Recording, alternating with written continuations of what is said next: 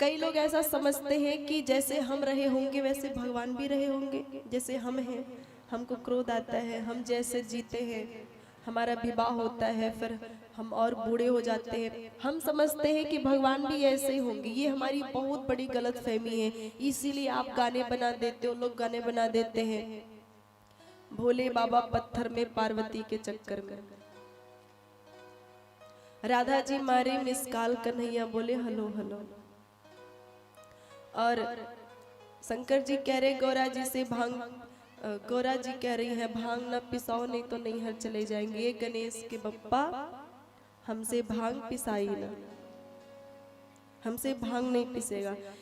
हम लोगों ने ये इसलिए कर दिया है क्योंकि हमें लगता है कि भगवान भी हमारी जैसे होंगे, क्योंकि हम सोचते हैं कि हम ही अकेले गलत क्यों रहे, हम सबको घसीट लेंगे, हम गलत हैं तो तुम थोड़ी ना सही हो। पर ऐसा बिल्कुल नहीं, हमारी जैसे भगवान नहीं है। आपको जान के हैरानी होगी कि भगवान 16 वर्ष के जब होते हैं तो उसके बाद उनकी आयु वही रुक जाती है। वो 16 वर्ष से ज्यादा होते उनमें विकार नहीं आते। देखो बच्चा होता है उसमें विकार नहीं होता, उसमें दोष नहीं होता। अब भगवान देखो, भगवान के पुत्र अनिरुद्ध जी हैं, प्रद्युम्न जी हैं, वो 50 वर्ष के हैं, उनके पुत्र अनिरुद्ध जी हैं, वो 25 वर्ष के हैं, और भगवान 16 वर्ष के। भगवान 16 वर्ष के गलियों में घूम रहे हैं। जैसे वो गोकुल में थे, मथुरा में आए तब जैसे थे वैसे वो रह गए 125 वर्ष। तो भगवान हमारे जैसे नहीं है।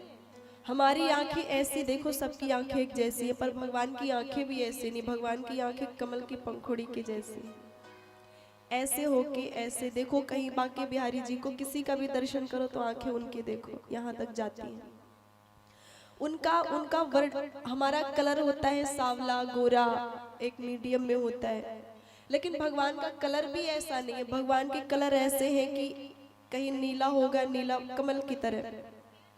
जो छोटे बच्चे हो नहीं होते हैं लाल, एकदम उनके ऐसे लाल लाल दिखते हैं, हाथ पैर इतने अच्छे लगते हैं, वैसे भगवान हमेशा रहते हैं। ऐसा लगता है कि अगर ऐसे स्पर्श कर दिया तो भगवान को वहां लाल चकत्ते पड़ जाए। इतने कोमल है भगवान कि उनको जब घास होती है ना, ये जो घासें होती है तृण, वो भी उनको चुभ जाता है, चुभ जाता है, इतने कोमल है। मतलब भगवान हमारे जैसे नहीं है। भगवान गुणातीत है, उनमें सत रज और तम नहीं है। भगवान गुणातीत है, भगवान कालातीत है। हम समय में ढल जाते हैं, 16, 17, 18, 19 बढ़ते जाते हैं, पर भगवान को समय ने नहीं बांधा। भगवान समय के अनुसार ढलते नहीं है, वो ऐसे रहते हैं हमेशा। तो ये बिल्कुल अपने मन से निकाल देना कि भगवान हमारे जैसे हैं।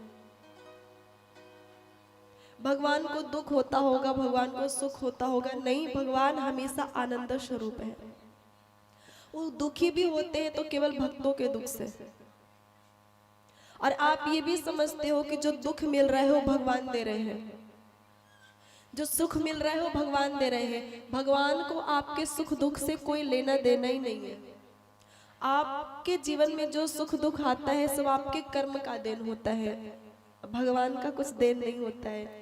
भगवान के पास टाइम का है इतना, भगवान के पास दुख है ही नहीं। इस दुकान पे जाओ, इस दुकान पे कहो कि कपड़े निकालिए तो, शर्ट निकालिए तो कहेंगे शर्ट ही नहीं, मेरे पास है ही नहीं। जब इनके पास शर्ट नहीं, कपड़े नहीं है तो ये कैसे कपड़े बेचेंगे बताओ। तो जब भगवान के पास दुख है ही नहीं तो वो देंगे कैसे? देने के लिए तो होना चाहिए हमारे पास वो चीज। भगवान के पास दुख नहीं है तो वो देंगे कहां से? दुख भगवान नहीं देते, दुख आपको आपके कर्म देते हैं। अब वो कर्म आप अज्ञानता में कर डालते हो, आपको नहीं होश है, आप नहीं जानते, गलती से आपसे गलत कर्म हो जाते हैं, आप समझ नहीं पाते कि हम सही कर रहे हैं कि गलत कर रहे हैं। इसीलिए तो ग्रंथ है हमारे मध्य, पर हम ग्रंथों पे ध्यान नहीं देते। भगवान सुख दुख नहीं देते, आपका कर्म ही आपके लिए भगवान है। कर्म अच्छे करो, आपको पता है कि क्या करने से घाटा होगा, क्या कर, चाय पीने से नुकसान होगा, ये सब जानते हैं, लेकिन छूटता नहीं। किसकी गलती है? भगवान की गलती। आप जानते हो कि ये गलत है, तंबाकू खाना गलत है, सबको पता है, उससे क्या क्या नुकसान हो रहा है ये भी सबको पता है, पर नहीं छूटता, नहीं छोड़ रहे हो। किस अब कुछ दुख आए तो भगवान क्या उसमें अपराधी है? भगवान सुख दुख नहीं देते, अपने कर्म को कोसो, भगवान को नहीं कोसो। भगवान तो अत्यंत दयालु है, उनको नहीं मतलब किसी से। अब बोलो राधे राधे।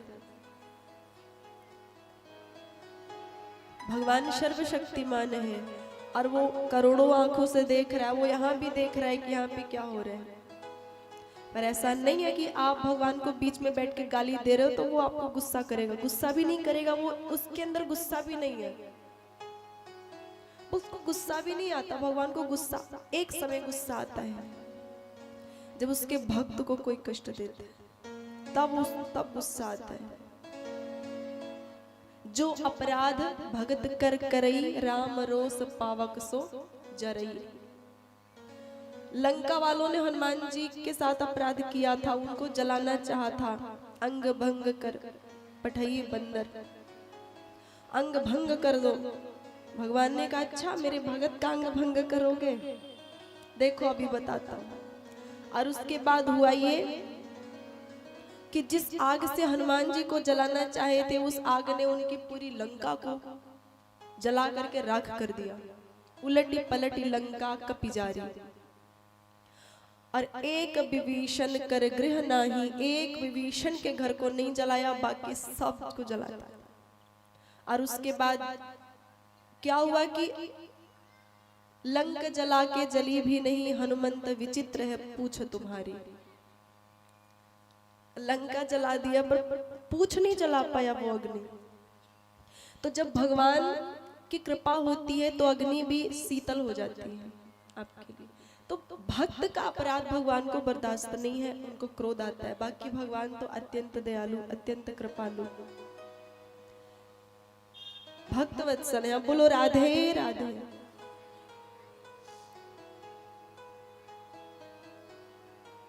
तो 3 गुणों से व्यक्ति बना हुआ है, तो अपने भीतर आप देख लो आपके भीतर क्या सबसे ज्यादा है। सात्विकता सबसे ज्यादा है कि राजसिकता है कि तामसिकता है, वो आप समझ सकते हो। अपना आप देख लो कि आप में क्या क्या है। राधे राधे।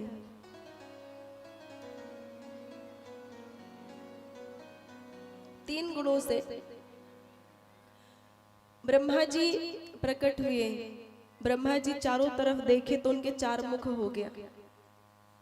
तब उनको समझ में नहीं आ रहा है कि मैं कहां से आया, क्यों आया, मेरे जीवन का लक्ष्य क्या है।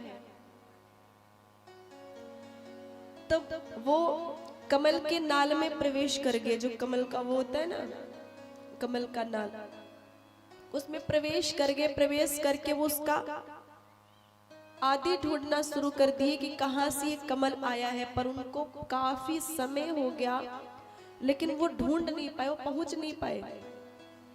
और फिर अंत ढूंढने लगे कि अंत कहाँ है इस कमल की पंखुड़ियों का। ना मिला, ना आदि मिला ना अंत मिला।